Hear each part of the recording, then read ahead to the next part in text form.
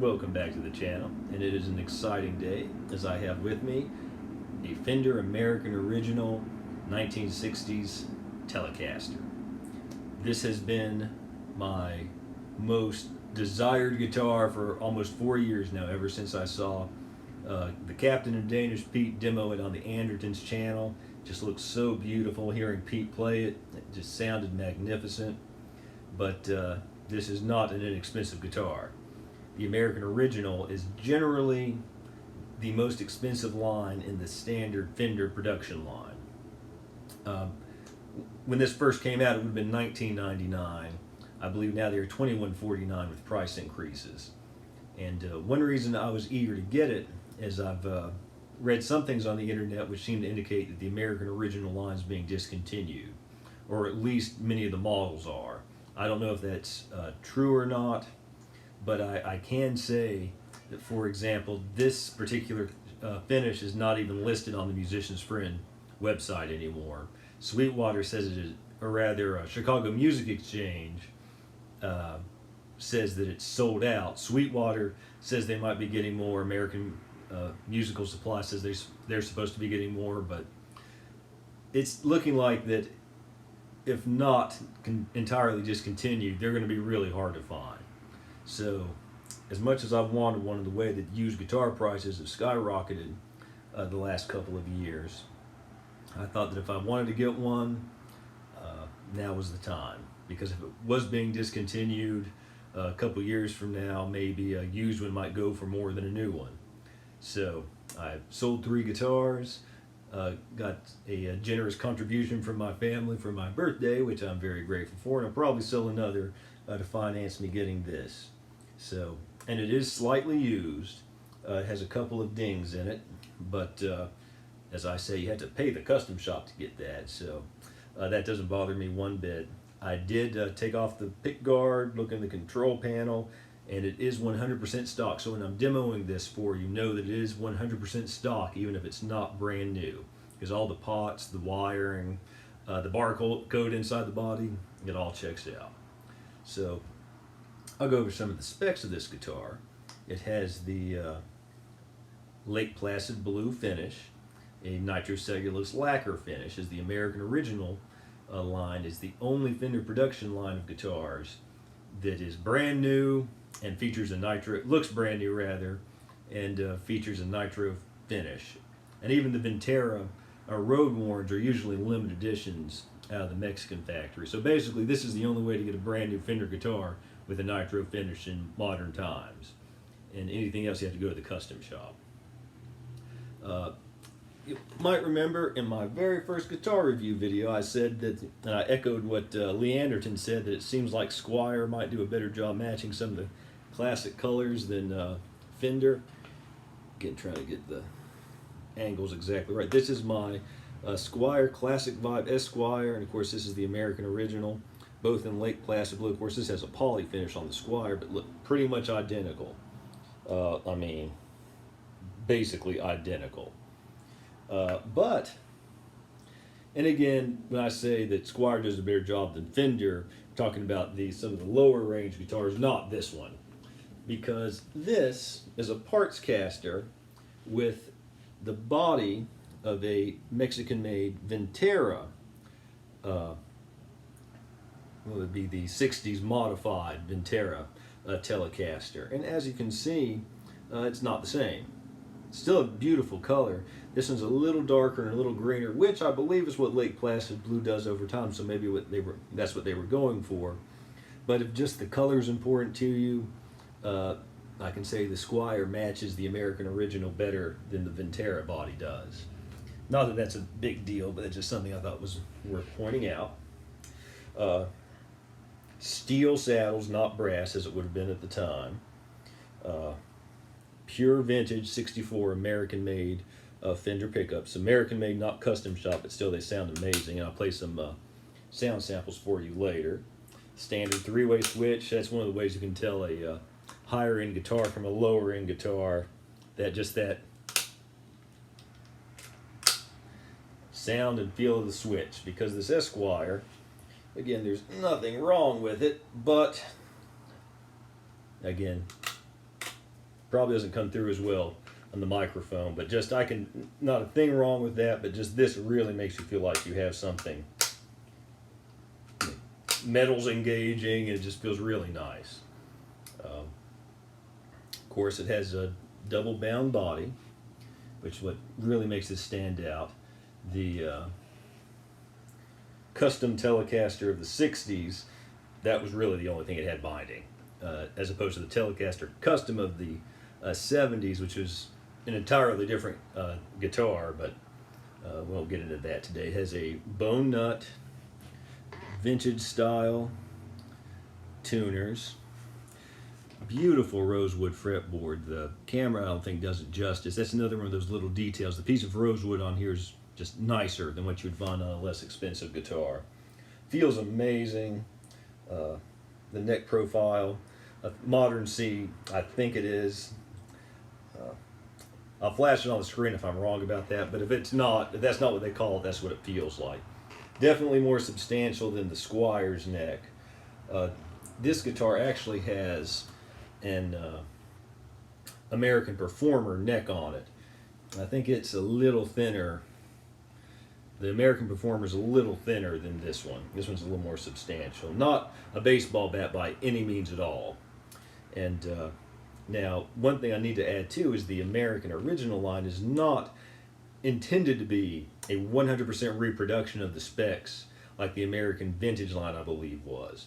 This does have some modern playability features. Instead of the vintage style frets, it has narrow, tall frets, which I believe are the width of vintage frets, but are taller, which makes it a little easier to bend, probably makes it a little easier to play faster. Most people prefer that. Not everyone, but most people do.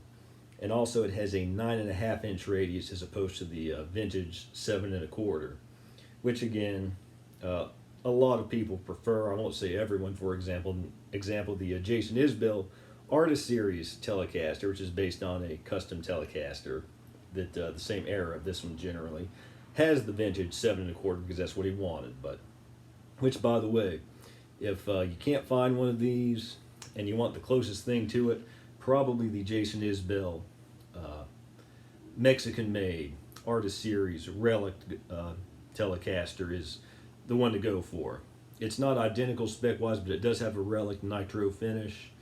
Great pickup, sounds amazing. I really like the way the neck pickup of that guitar sounds. And I considered it instead of getting this one when it came down to it, but this used one got me in the neighborhood of what the new Jason Isbell would have cost. So when you get to that price being basically equal, of course I went for this one. But if you want to save about, I think it's $450 cheaper, you might want to look at that. That one also, the Jason Isbell comes with a nice gig bag, whereas this one new comes with the nice vintage style hard shell case and better case candy. Again, I'm not going to be reviewing the case. I will say I got the more modern, probably more practical hard shell Fender American case with this one, not the original, but I don't really care, quite frankly, because I just wanted the guitar. But that is something you would get if you bought it brand new. Getting back to the specs of this guitar, I weighed it. It weighed exactly 8 pounds. It actually feels lighter than that. And there's just something about the attention to detail when you get a little higher end instrument. I can say it about my American Standard Strat compared to Mexican Strats I've had. When you, like, say, for example, the Paul Reed Smith S2 I have is just the details. It's almost hard to even specify exactly what it is. Because, for example, if you watch my channel, I love the classic vibes. There's not a thing wrong with this guitar. But I can just hold them both and tell you this is just a nicer guitar. I'm going to do a separate video sort of comparing these two head-to-head more and doing some blind sound samples between the Squier Classic Vibe stock pickup, the stock American True Vintage 64 pickups, and this actually has the VMod 2 pickups. All the electronics are off of an American Professional 2 Telecaster off a Stratosphere. So I'm not really saying to compare these guitars in the upcoming video exactly head to head, but because they're different bodies, different necks, and I know some people, uh, different saddles, get really meticulous about that type of thing. But just to give a general idea. But again, that's a video for another day. Trying to think if there's anything about this guitar I've not really gone over yet, other than just how much I love it. I mean, it just, again, I'm not one that feels like you have to have a nitro finish, but this one I like better. I don't think I've ever had a Fender with a nitro finish to the best of my memory, and I've had Gibsons, but this one doesn't have that kind of sticky feel you often get with a Gibson. Maybe it will when I play it more, but it just feels great. You can see it's beautiful guitar. I know I'm probably rambling at this point, so what I'm going to do is I will play some sound samples.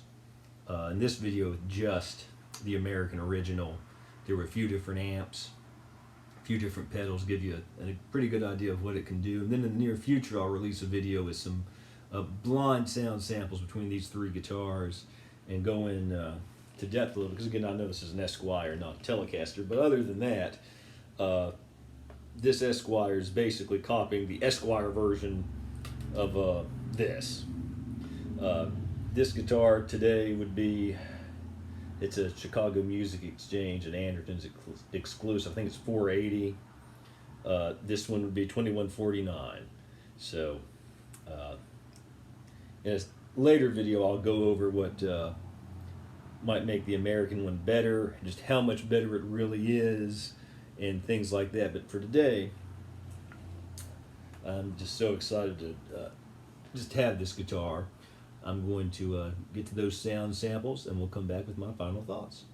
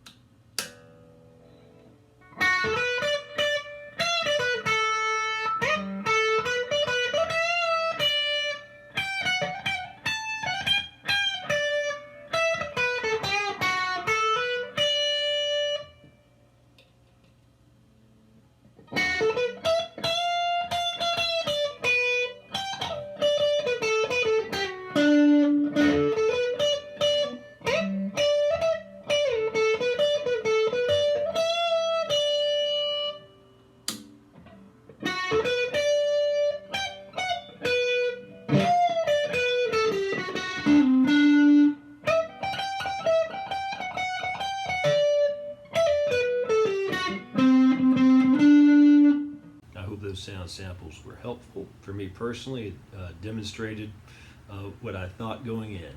This is the best truly vintage Telecaster you can buy short of the custom shop. It has all the sparkle and bite and twang you could want. Great clarity, little bit more output than a 50 style Tele, a little warmer and clearer. It just sounds amazing. If a vintage Tele sounds what you want. If you want a hot rodded Tele, this might not be the one, at least in terms of the sound. Of course, it'd be easily upgraded, but for me personally, I have multiple hot rodded Telecasters. I was looking for something that was true to vintage spec and sound for the most part, and this one does it. I mean, all the pickup positions sound amazing. The neck in particular, which verifies what I thought listening to the Andertons video, sounds especially tremendous. This might be the best sounding traditional Telecaster neck pickup I've ever heard. A couple things I did not mention earlier in the video that I should point out that are vintage correct, that might not be big selling points to some people. The truss rod adjustment, as you can see, is in the heel like a vintage guitar, not a modern guitar, which means you have to probably at least take the pick guard off to adjust it. And also, the neck pickup mounting screws are under the pick guard, so you would have to take the pick guard off to adjust the height of the neck pickup. Again, those aren't huge things, might be mild annoyances, but they are vintage correct. And but if you can live with that, and again, I think a lot of people can. That's just how Telecasters came for many years. This is an amazing guitar and truly worth every penny. And with nicer guitars, it's like a lot of things, it's kind of hard to quantify exactly what makes them nicer. It's just the whole package. The materials are a little bit nicer, more workmanship goes into them. Now, again, I'm going to do a separate video comparing it directly to the Classic 5 Esquire. Do I think this guitar is 4 or 5 times better, which is 4 or 5 times the price? No. But do I think it's definitively better? Yes. Not going into more detail in that other video, but part of it is that it's diminishing returns the more money you spend. Like, for example, a custom shop, unless you were looking for something super specific, would barely be any nicer than this, if at all nicer than this. Again, unless you were looking for something exotic or super specific.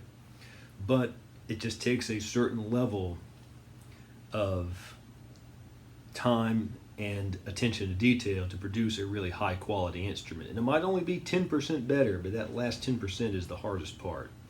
So again, I continue to champion especially the Classic Vibe series, the Fender Player series, and other guitars in that price range. But I think with this guitar in particular, you get what you pay for. Again, I think that if all your budget allows for, and again, I had to go to great lengths and part with many beloved guitars to get this one. So I can totally understand if you don't want to spend more than $500 on a guitar, you can get one that's 90% as good as this for that price. But that last 10% is impressive, and I am truly impressed by this, and I hope they continue to make them, and if they don't, I would recommend you get one as soon as possible if you're interested in it. And I mean, just listen to this thing.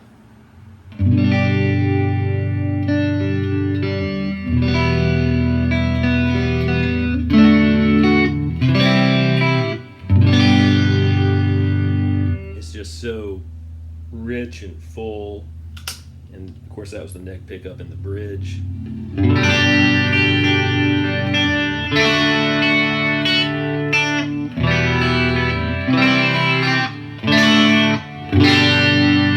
The bite and the clarity, and again, I can't overstate how nice this neck feels. So I'll wrap it up there. I could go rambling on about how much I love this, but thank you for watching. Please like and subscribe. If you have any questions or comments, leave them below. And until next time, keep on rocking.